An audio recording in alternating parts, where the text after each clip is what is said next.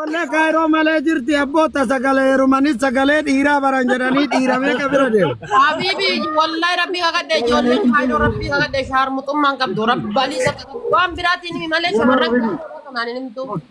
Haadha faatee ati callisifee kaleessa kaayiroo dhayte.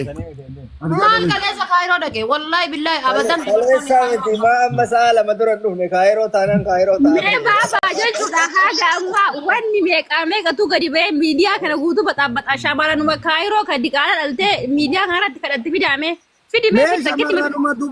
Shamarranuma Dubaay tadi kalau dalte media kana kanun beene miti agai kanun beene miti kanu beenu fida guutu wallahi guutu Ijoolleen gurgaaftii tana mara galchaan turre. ma ijoollee kaaroo barbaladii aggatan waan ta'eef hin dhokatanii mul'isani nu barsanuu yoo mul'ifne rabbi sodaa mul'ifna Gurraatti abayaa madaamii fakkaatu tana hunda galchaan turre gara biyyaatitti kaabbaa wallaalle kan mucaan shirkaa haati ammoo tokkoffaa ijoolleen Dubaayii kanaa rabbiin sodaatan waan rabbi jibbuun dalagan fuudhanii baladiyatti hin gatan amma icciitiin kaayiroo ka dhokateef feestaalii gurraachan qabanii baladiyyaa gatan kanaaf dhokate.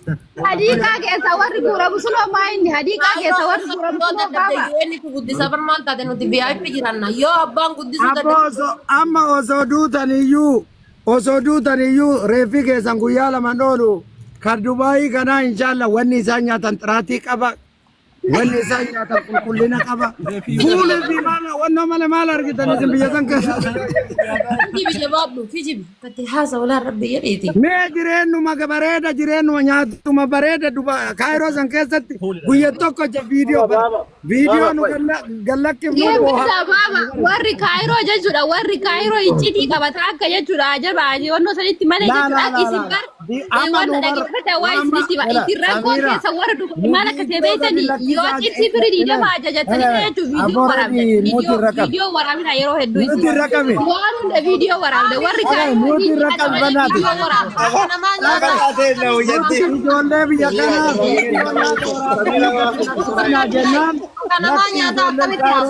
Nadi taraandaa kennamu dhageeffadhu warri kaayiroo jechuudha wanna nyaatu garamatti gadi nyaata malee dirqama kaameraa gubbatti hin qabu isin galee isin immoo nu sababa keessanii barammanaan sababa ijoollee viidiyoo waraabdan agai kanyaan hunda ka viidiyoo goonuuf tokkoffaa isin isin dheeratu Tokkoffaa amma namni Dubaay namni as keessa jiru nama lama sadii akka Dubaayitti gaafii si gaafatameef deebii sirrii deebifta jennee si dhaggeeffatarra akka kaayirootitti eegareedin si gaafate gaafii isaa seeraan deebisi Samiiraaf haati faaxeellee nurra jedha dabalata yoo jiraate dabalata akka baabaan itti dubbataa rutti reediin nurra diffendi godhan jiraati ofirraa lallabna hayi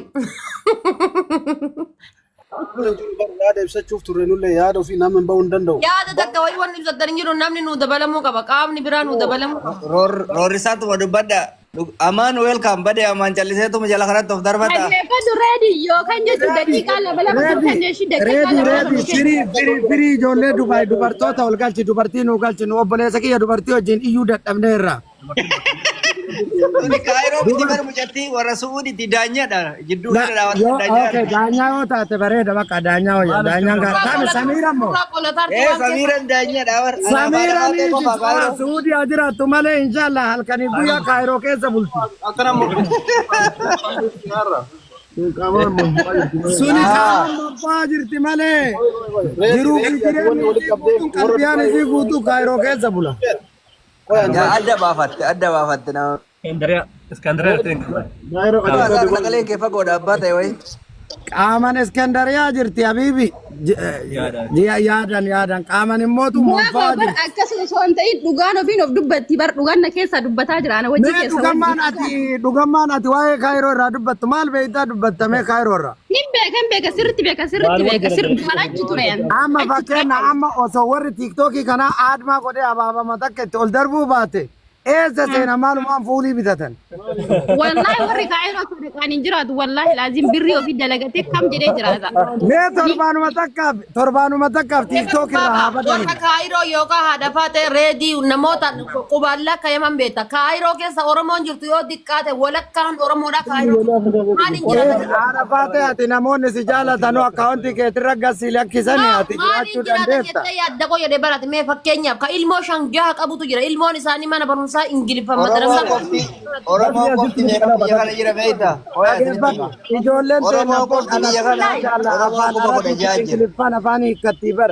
Achitti maal Arabii haasofti? Baay'ee hanga haqa dachaatanii kun waliin haasa'uu hin dandeessanii warra kaayiroo waliin haasa'uu tasaafatuu hin dandeettan haqa miskiina dachaasa leebo. Waa amma fakkeenyaaf biyyoota keessatti warra pilaanii hojjetan. Wallahi na ajaa'ibdan yoo akkatti jechuudha warra kaayiroo wajji afaan guuttatanii viidiyoo haasa'an baxaam itti sheemiti qabaa jira isin jedhee. Afaan maali warra kaayiroo wajji haasa'an? Maaliif jettee Samiiraat? Warri kaayiroo du'a isin caala akka du'anii reeffi isaanii isin caala jiraa jara osoo hin ta'in du'aan isaanii isin caala. Fakkeenya maalirratti Keessi ni hata, furdaan ni hata, gabaabaan ni hata, gurraachi ni hata, dheeraan ni hata. Namnumti kiisii namaa seenee hata jira rabbii keessa daadhu. Hannaan hudduu lubbuu baaftanii akkamiin nuun tasaafattan? Who are you?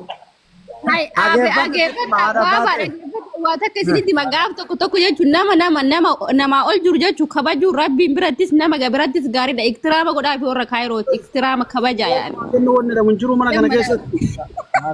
Aboo reediyaati. Reedii biyyattii nurra qabitan.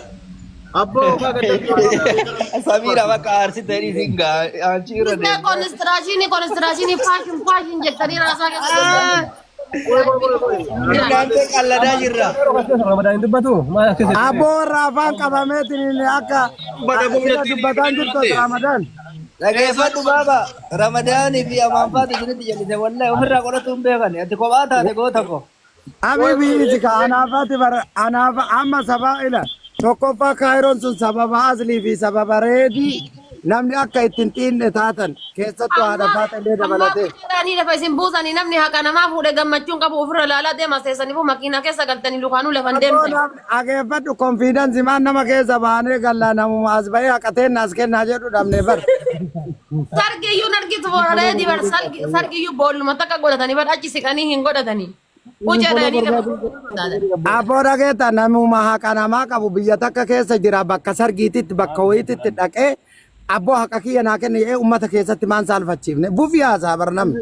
Malee jira warri maama diratee deemu sargii dhageeffadhu gizee hatanii imoo Itoophiyaatiin hatanii bar lakkoofsa imoo Itoophiyaa maatii irraa fudhatanii lakkoofsa sanii imoo Itoophiyaatiin wasaappii Itoophiyaatiin hattanii bar.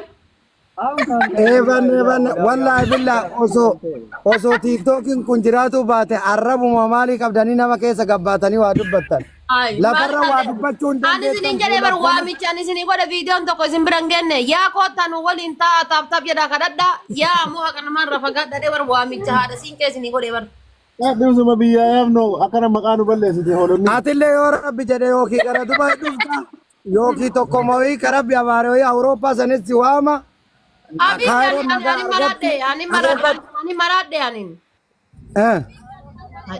Anka jedhu qoy baaba rabbii jedhiiti. Nuti amma hicciitii jabduu barka qabna beekta hicciitii gurguddoo tana beekna. Aboo hicciitii masanuu gadi baasa yaabbatee nagarii fanda.